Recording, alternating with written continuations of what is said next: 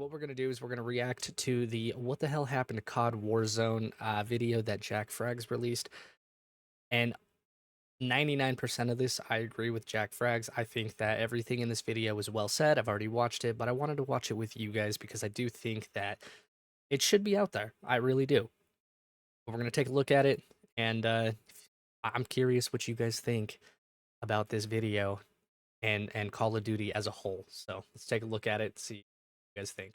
Back to March 2020, you may have been one of the many people playing Call of Duty Warzone, free to play and a fresh take on the Battle Royale genre, implemented into a gritty Modern Warfare rebooted universe. Yep. Many Call of Duty fans experiencing 150 player combined arms battles with infantry and vehicles on a large map for the very first time. And they reduced that number, and right? A second chance at life should you win a brutal 1v1 fight in the gulag, or your teammates gathered enough money to buy you back at the last second while the play space shrinks around you. The loadout system allowed you to customize your own preferred arsenal, tweaking and meddling with weapon builds in the gunsmith. The guns felt varied, viable, punchy, with realistic function, accurate reloads and more recoil. They sounded incredible. The game was just pure fun and offered a great space to kick back with your friends and have a laugh in a Call of Duty sandbox like never before. Skip to January 2025 and things have significantly changed for Call of Duty and Warzone. The situation is not good.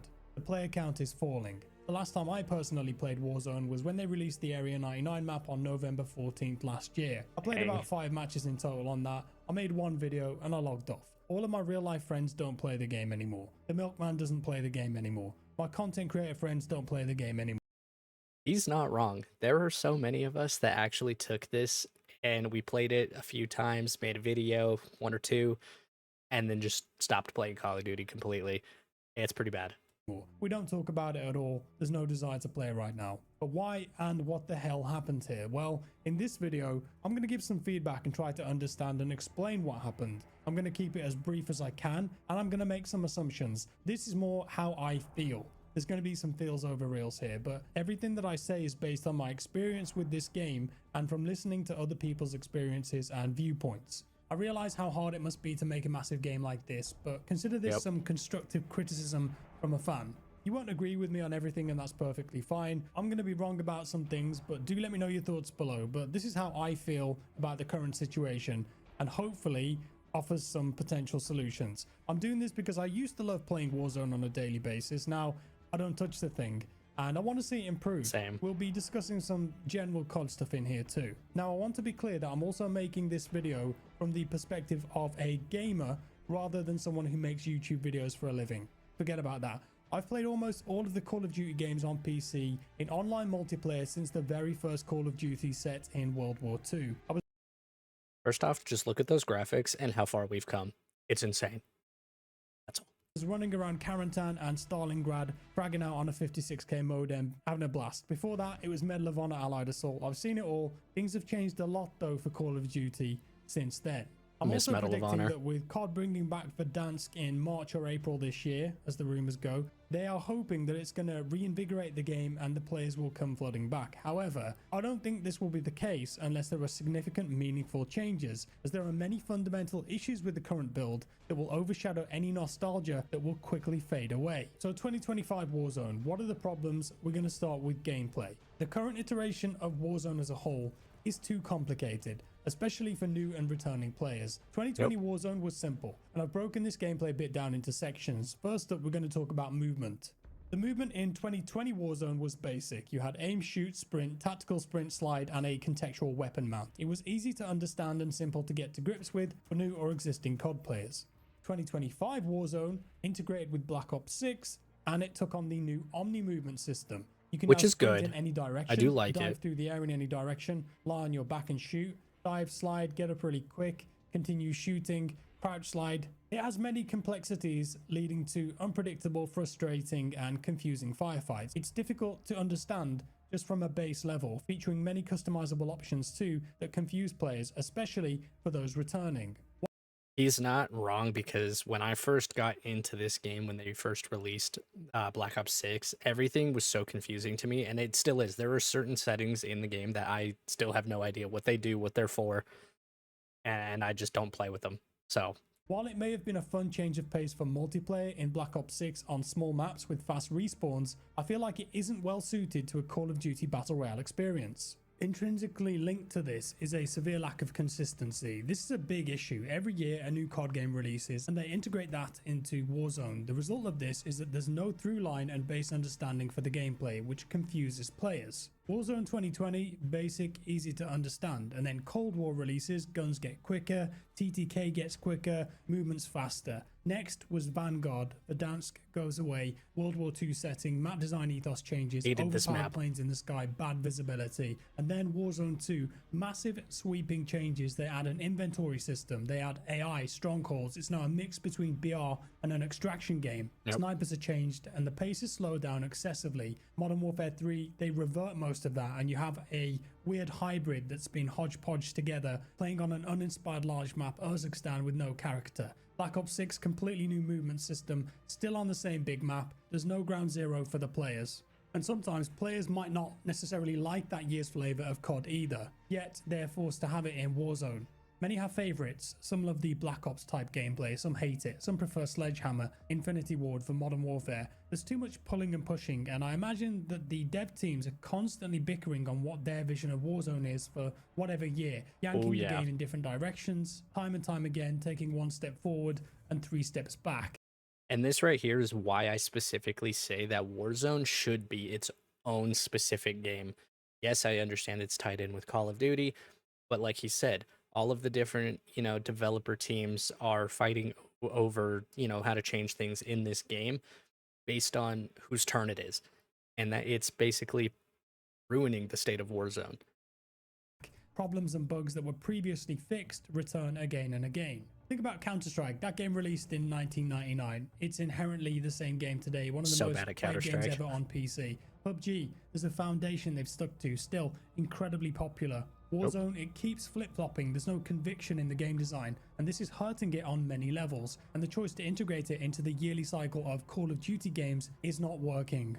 Next, guns. Why is there over 160 weapons in the game? This kludge of Modern Warfare 2, Modern Warfare 3, Black Ops 6, it cannot be balanced. It's bloated, overwhelming, intimidating. Thinking about all these guns that you have to level up now, which takes way longer than it used to, by the way. Only 5 of them get used most of the time. It just seems so unnecessary. And the gear, there's too much gear, too many options. What's this? RDB. Is that a life ring? Do I have to be in water to use that? This is a Semtex. That doesn't really look like a Semtex, but whatever. A spy camera? What? So why would I want to take a picture in a battle royale game? What kind of spots people? It's a waste of time. Never going to use that again. What's this vest on the ground here? Oh, there's a different one here. Why is this board game from the 80s here? What does that do then? There's just too much stuff in the game. Too much stuff. Next, the game itself is not really a battle royale anymore. It plays more like TDM on a large map where there are 1,000 ways to respawn, you get your loadouts almost instantly, and the map just happens to get smaller and smaller until one person or team wins. There are way too many options to respawn. You don't feel the danger or value your life in Warzone like you used to, and that takes away a key component of the game that made it fun and interesting.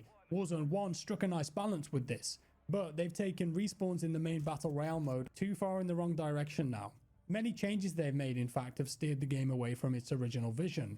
There's no downtime anymore. Respawns, redeploy beacons that can move you around vast distances of the map in a few seconds. Fast ziplines everywhere, connecting buildings together, horizontal and vertical. The pace is relentless and you don't have time to breathe. Those quiet moments that you had in 2020 when you were looting, moving from point A to point B, working out how much money you had together to see if you could buy a loadout yet, chatting, catching up with your mates, socializing while you play, that's all gone. That's not possible anymore. Yep. Those moments were needed. People enjoy those moments. The peaks and valleys of 2020 Warzone are what made it addictive and interesting. There was a narrative, little stories and moments that you would have and remember. Nowadays, it's just a hyper-fast TDM with a shrinking play zone. Most players just run at each other full speed and hold down fire. The basis of a semi-authentic, realistic map that we used to have has been replaced for intense play movement and rotation. Moving on, vehicles. Useless now, no one uses them. Why would you when you can loot a redeployed beacon and move vast distances in a few seconds? Vehicles in Warzone 2020 were fun. Big part of the gameplay loop. Driving around as a squad in a big truck, a jeep, relocating in a helicopter, or having to bail onto a roof at the last second because it just took and always getting hit with an RPG. Yep, love it.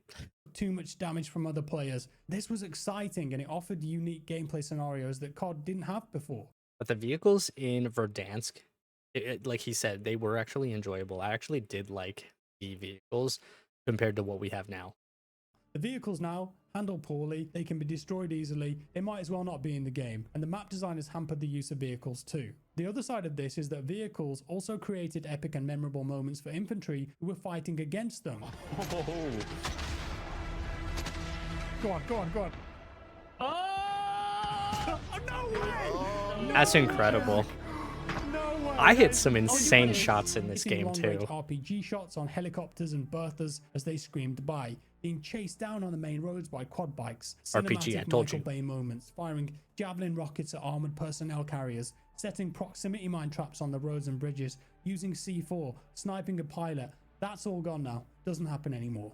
Yes, I recognize that some of the vehicle systems were overpowered and they could be annoying at times. For example, fighting a truck that can instantly accelerate to 200 miles per hour and road kill you, but they've been nerfed to the point now where they're irrelevant, and I think that's a shame. Next topic, audio. At least the vehicles This had could have speed. its own section, even video, but I wanted to include it in gameplay here because it is one of my biggest complaints with the game, and for me, it has a massive negative impact on my experience. I don't think Warzone has ever had good audio. You can't hear footstep sounds until they're right next to you. The footstep sounds get muted and muddied by other audio in the game. The engine does an awful job with multiple footsteps at once. There's a weird reverb effect now that's confusing. It's hard to tell if someone's above or below you. Parachutes don't make noise a lot of the time and someone can just land on you without you hearing a thing. You put this all together and to me, it makes me feel like I'm not connected to the game. I feel like I'm gliding around in a space and not grounded in the experience. My ears are not giving me the information and feedback that I need to understand the environment that I find myself in. And when I get killed by an entire squad who tactical sprinted up to me at full speed, and I watch the kill cam, my mouth agape with what I see, I alt tab, I watch my recording back, and all I can hear, just to check, just to make sure I'm not crazy, half a second before I die is 3 small pitter-patter footsteps. That is an incredibly frustrating and disconnected experience for a player that happens all of the time. Your biggest audio issues in any game in history. Now, audio is a very contentious issue in this game because there are 2 main schools of thinking with it that fight each other. The first school is very anti-accurate audio because people think that if you've got good audio in COD or Warzone, it will just promote camping and players won't want to move around the map at all for fear of being pre-fired or noticed too easily. The other school of thinking is pro-good audio, and that's the one that I assign myself to because to me, I think this through.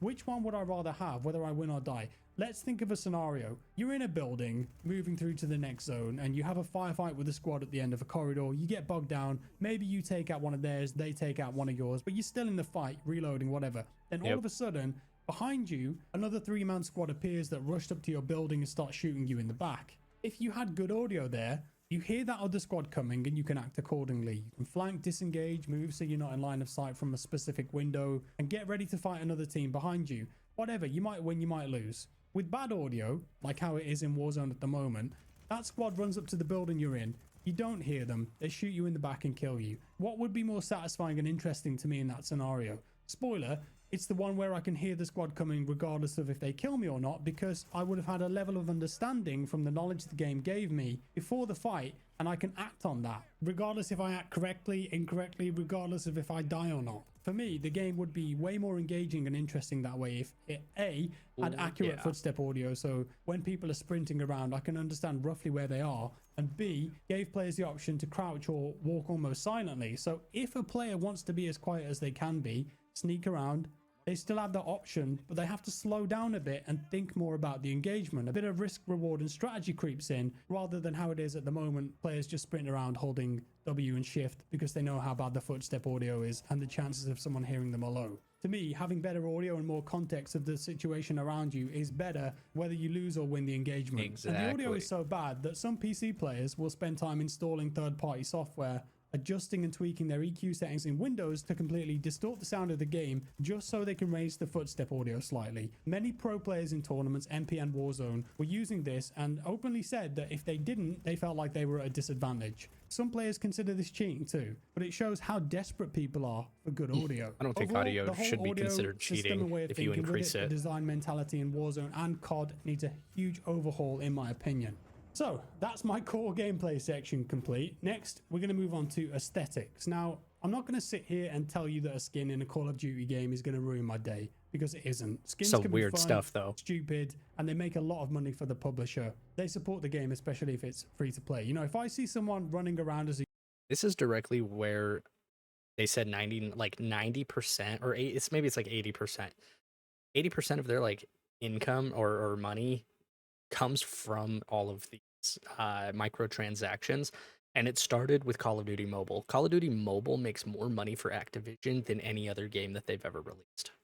unicorn, a shark, Nicki Minaj, an emoji, whatever the hell these things are. I'm not going to start crying about it and quit the game. As long as it's just cosmetic and it doesn't have gameplay benefits like the Rose skin did, I can live with it. I've bought stupid goofy skins and takedowns myself. If you buy them, that's your money, your choice. However, and I do think that this is important to many people, Call of Duty used to have an identity, an aesthetic. Yes. For many gamers, especially those who are late 20s to mid to late 30s, they grew up with the original COD trilogy set in World War II, then the original Modern Warfare trilogy, up until about the first Black Ops game, I'd say. All of those games together collectively had a vibe to them. This is what Call of Duty looked like back then. It was the cool, gritty military game with realistic outfits and guns. Yeah, the gameplay was arcadey, and you'd have bombastic action moments in the campaigns and multiplayer, but it looked like this. It had a feeling in the visuals, the worlds, the guns, even the audio. That has completely disappeared now, gone out of the window. Call of Duty does not have an identity anymore. It's akin to Fortnite in the range of art styles and aesthetics crammed into the game. This trend started with Black Ops 2 from what I recall, and it really began to accelerate with Advanced Warfare. Player customization obtained in various ways, from supply drops, challenges, weapons could look a bit different. You had the infamous clown mask, and with the rise in financial success of in-game microtransactions, live service, etc., the player skins and weapon skins are more outlandish than ever before. So when lapsed or even existing non-regular Call of Duty players come back to try the game, try the new Warzone, maybe they come back for Verdansk and they see this kind of thing, these colorful fantasy skins in a franchise that used to be grounded and authentic when they played it, that could potentially turn them off. It isn't the game, the franchise they remember anymore, and they start to feel like maybe what they used to know and love isn't for them now. They don't play it again. And you know what? That's okay, people move on, but I suppose it depends on how much of an impact the lack of realistic aesthetic and identity is actually hurting the game. I don't have the data for that, of course, but I feel like it should be a consideration, as I've seen many people discuss this. It isn't some niche topic, and there's a huge audience of FPS multiplayer gamers who want to play in realistic, authentic worlds where they can play a role and sink into a fantasy. COD is missing out on that now. It's something to think about, and perhaps a solution to this that would please both parties is to have a simple toggle switch in the options that says only show me default and authentic skins. That'd be pretty cool. Oh boy, cheats. I cannot believe that after 5 years after all of the calls, the feedback sessions, the Reddit posts, the tweets, the blogs, the videos, the clips, the lawsuits, Warzone and Call of Duty still has a gigantic problem with cheaters. It's as worse as it's ever been, and the community does not trust that anything can be done to ameliorate the cheating situation. It's out of control. Legit players are getting shadow banned more often than ever now too. People don't trust each other and question every kill cam. The cheating situation is so bad that some people actually believe Activision develop cheats themselves and then sell them to cheat websites who sell them to players. It's absolutely wild. That was a big conspiracy. This is not an easy job for the developers. It's an ongoing battle, and it can never be won by either side, especially when there's money involved. But it's quite clear that Call of Duty is losing, and it does not have control of this at all. And it's hard to know where to start discussing this too, because there's so many factors at play, but this really started to become a widespread problem when Modern Warfare 19 introduced crossplay with PC and console, and Warzone released as free-to-play, exposing that huge console audience to things that they'd never seen before. Rage hacking, aimbots, wall hacks, flying cars, DDoS attacks. It showed all of this stuff to a massive group that hadn't seen it before, and they started talking about it. And I'm going to keep this short because it's been discussed ad infinitum, but here's some things they could do that I feel would actually make a meaningful impact. Some of this stuff wouldn't be easy.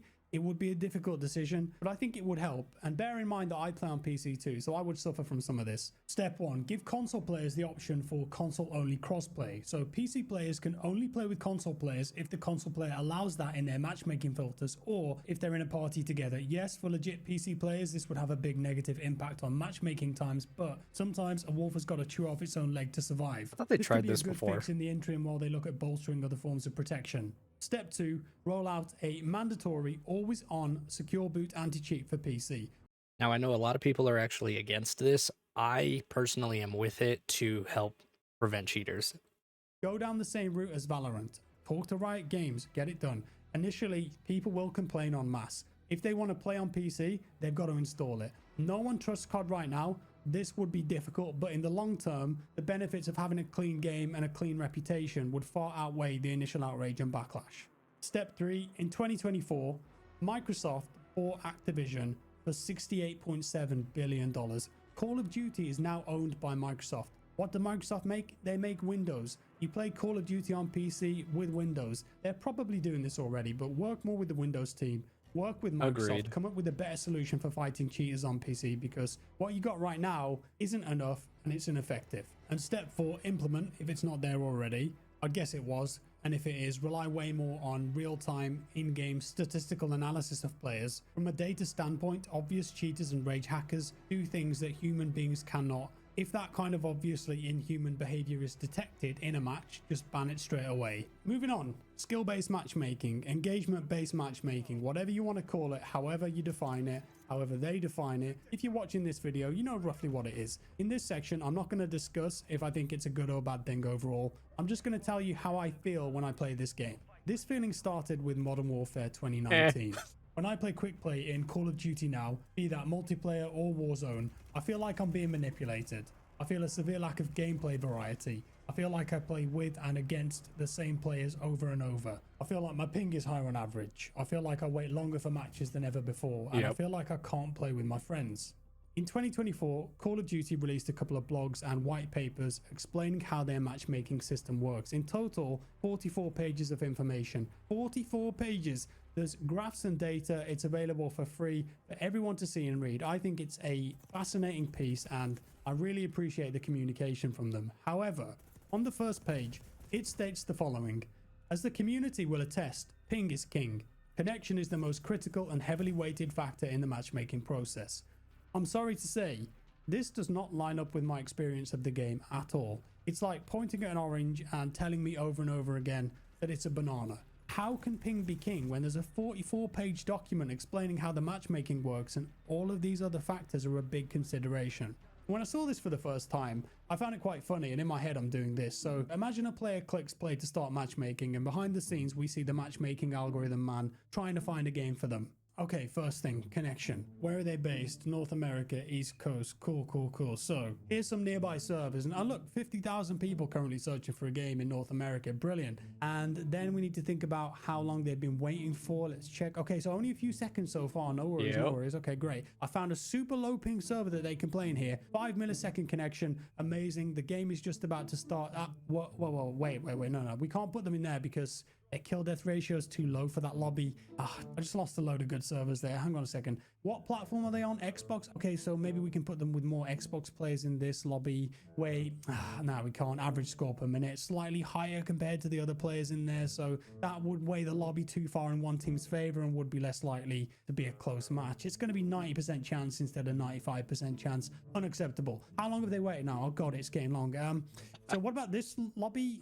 They don't have voice chat turned on. Can't put them in there. God, the selection of players is really getting a lot smaller now. What about the... No, not in there. So, oh, they're playing on controller. Good. How about this lobby with PlayStation players also using controller? Bit of crossplay. Good. Nah, come on, don't be silly. They just played on this map before. Can't put them in there. Sorry. I'm really not sure about this. I mean, they could go in this low ping lobby that I found, but nah. Playlist diversity and their KD is too high for that lobby, so there's no way. Oh, hang on. This one looks good so far. Check.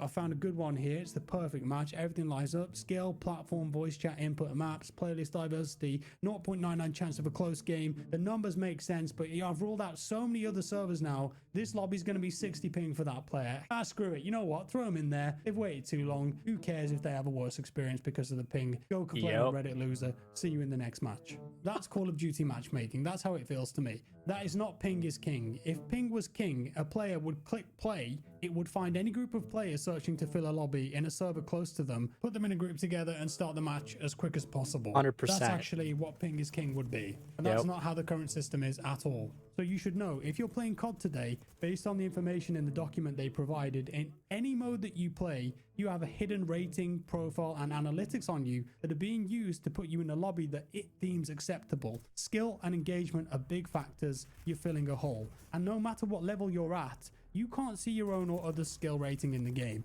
It will always try to match you with players of similar skill. If you think that's a good or bad thing, that's up to you.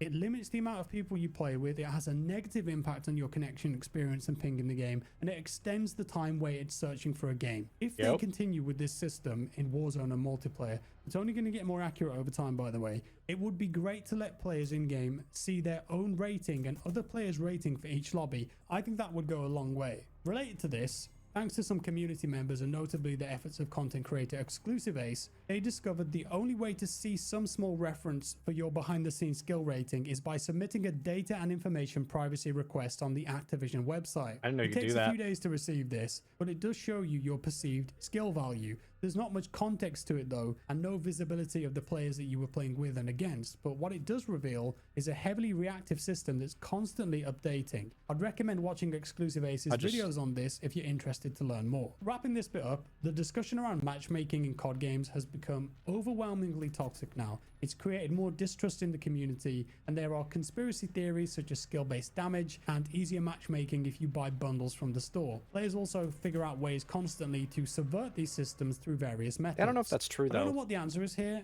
but for this section, I'll leave you with this. The notion of an old school, casual, and unfiltered multiplayer experience has gone. Every match, regardless of your skill, is essentially a ranked match with no rank progression and no context of how and why you performed the way you did. You should know that you're always playing ranked, but it's just not called that. I feel like Call of Duty has forgotten that it's a toy to be played with, and their matchmaking system is designed to manipulate you and keep you playing for longer. Next, bugs. Honestly, there's been so many bugs with Warzone that there's no point documenting them all. Every game has them, it just seems that Warzone has way more than average, and they take longer to fix. There's been a notable pattern too that when there are problems with the store, they're often fixed sooner in a much quicker fashion. That might just be because a store problem is generally easier to fix than a gameplay problem though, but it's happened enough times now that it sends the wrong message and it creates a narrative within the community. Moving on, server performance. Microtransactions are more important. Combined with the complex matchmaking system, you can get into some pretty rough servers with packet loss and high pings. Servers crash too, and they can be crashed by hackers now. And while there's no official data, third-party testers have surmised that the game runs at between 15 to 20 tick rate. I'm no game developer and I'm very ignorant to this, but my understanding of it is that the higher the tick rate, the more real up-to-date version each player has of the game. In layman's terms, it's how fast everything in a lobby updates. The faster the better. Some games like Valorant have a 128 tick rate, so the response is very fast and hit registration, taking damage, etc. more often than not feels accurate. Obviously, Warzone has a much higher player count than Valorant of 100 to 150 players, so there may be technical problems with increasing the tick rate. I assume it would also cost more money for Activision to run higher tick rate servers, but as I mentioned before, they are owned by Microsoft now, so perhaps they can sort out some kind of deal, you know? I don't even know if it would help with Warzone, but in my simple brain, it makes sense. It would be a nice olive branch for the community to spend a bit more time and money on server performance. Other large player count games in the past, like Battlefield 4 for example, with 64 players, did have high tick rate servers up to 120 Hz if you wanted. That felt super snappy, good to play on, and 60 Hz then became the standard going forward. So I feel like it should be possible for Warzone too. And higher tick rate servers should definitely be there already in multiplayer for smaller gamers like S&D hardpoint domination. I'm sure those upgrades would make a massive positive impact on rank play, and of course competitive, the Pro League. I think it's but again, are they going to spend the money on that? Well. Call of Duty has been having a very hard time with this over the last 2 years or so, I would say, and it would appear on the surface that trust within the fan base and vocal community is at an all-time low. On almost every social media post or YouTube video, there is a slew of negative comments and sentiment. Sometimes even community notes. It mainly revolves around fixing the game, the cheating situation, and focusing on selling bundles and event passes instead of addressing problems with the game. The recent Squid Game event is an example of that. It gives the impression that their priorities are not in the right place. I also mentioned the thing about store errors too in the bug section that are promptly fixed. Other bad examples that soured trust are like during Warzone 2 when DMZ was being updated still. They sold store bundles that gave you pretty big gameplay advantages, like always spawning in at the start of a round with a UAV. It all makes people wonder what else could be going on behind the scenes. Generally, speaking about microtransactions too, Call of Duty feels like it crams so much of that down your throat nowadays that you get sick of the taste. The battle passes, the store, black sell, events, skins, collabs, paid for passes in your face as soon as you boot up the game. It's way too focused on the business and engagement side of things, and I think it's really starting to have a negative impact on the gameplay and player base now. Trust is important, and the only way out of this is to start actually delivering good updates and fixes. Shift the focus to the gameplay. More transparent communication would be nice too, but ultimately, I feel like they should stop saying they're going to do things and instead just start doing the things and let the improvements do the talking. Wrapping things 100% up, agree because with I that. don't want this video to go on too long. It probably already is, but I feel like many of these issues that I have could be rectified if they were to separate Warzone from the main Call of Duty titles so they weren't shackled and bound by that anymore. Make it a separate game with its own dedicated dev team, engine, weapon values, cycles, vision, etc. They need a fresh start and to go back to the drawing board, really diving into what made 2020 Warzone so good in the first place. It has started to become tiresome every year when there's a new COD game to learn, unlock and grind all these new weapons for Warzone, and every time they do a new integration, it shakes up the gameplay too much in my opinion. The art style changes, the vibe changes, the gameplay changes, turning players away from what they knew and throwing too many curveballs at them. PUBG, as I mentioned at the start of the video, it's the only battle royale game right now that I still play somewhat regularly. As of making this video on a Sunday in January, PUBG has 507,000 players on PC Steam right now, with a 24-hour peak of 758,000. That's impressive. In the 7+ years that the game has been out, it hasn't massively deviated from its original vision at launch either. It did go down quite a bit for a while though. Maps over time. They didn't try and shake up the game mechanics every year or make drastic sweeping changes. The movement is exactly the same as day one, apart from some good quality of life changes which were added, such as vaulting and hoisting. I enjoy kicking back on the game, playing with friends from time to time. And I don't engage with the battle pass or cosmetics either. I don't care about the progression. I just play the game and enjoy it for what it is, a game.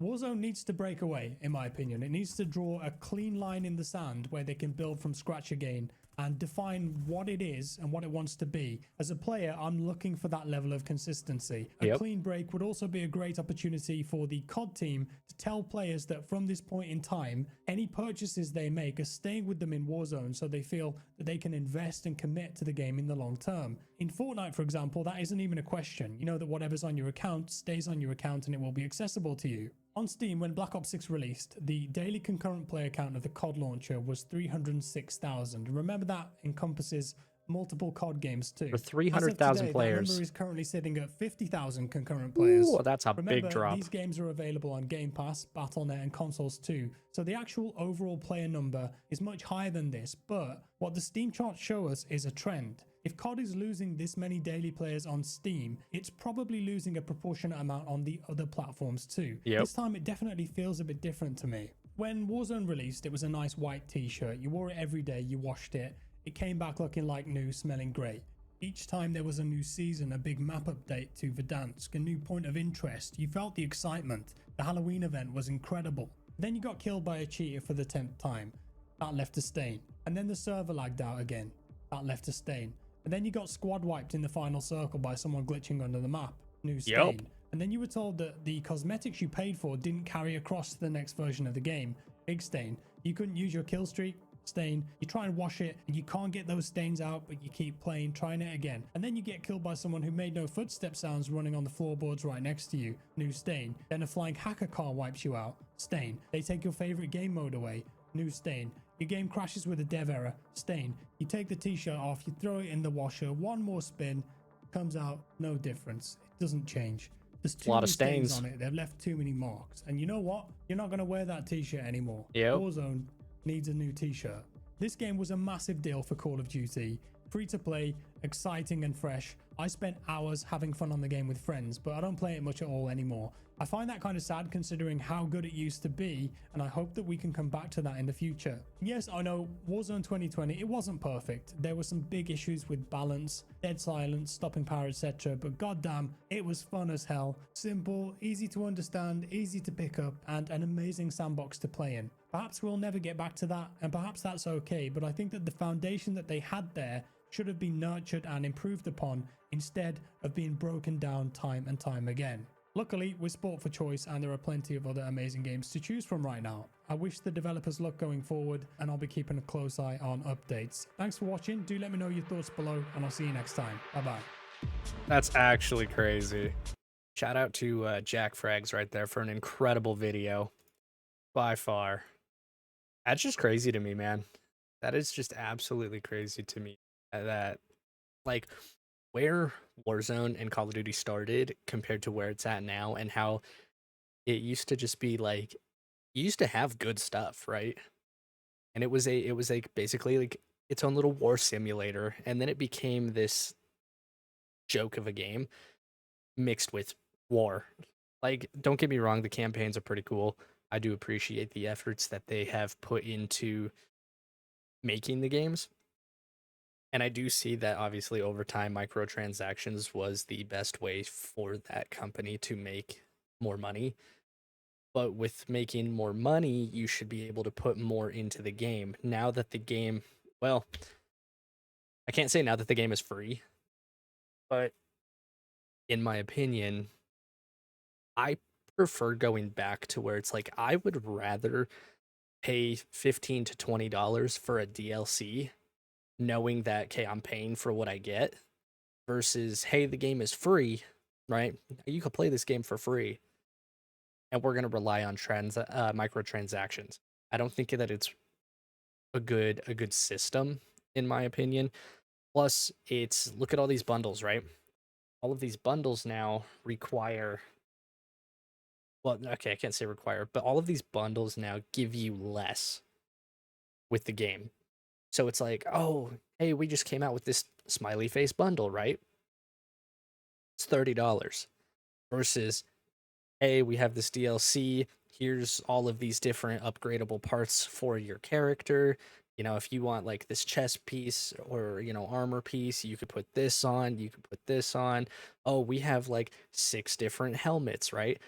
I would rather go and level up my character to put on, piece my character together how I want them to look versus like, hey, for $30 you could buy this bundle. I don't think it's worth it. But if that's what they feel is necessary, obviously we don't really have a say in it. So here we are again. But yeah, shout out to Jack Frags for an incredible video. Hope you guys actually like that. I'm curious what you guys think about it for sure.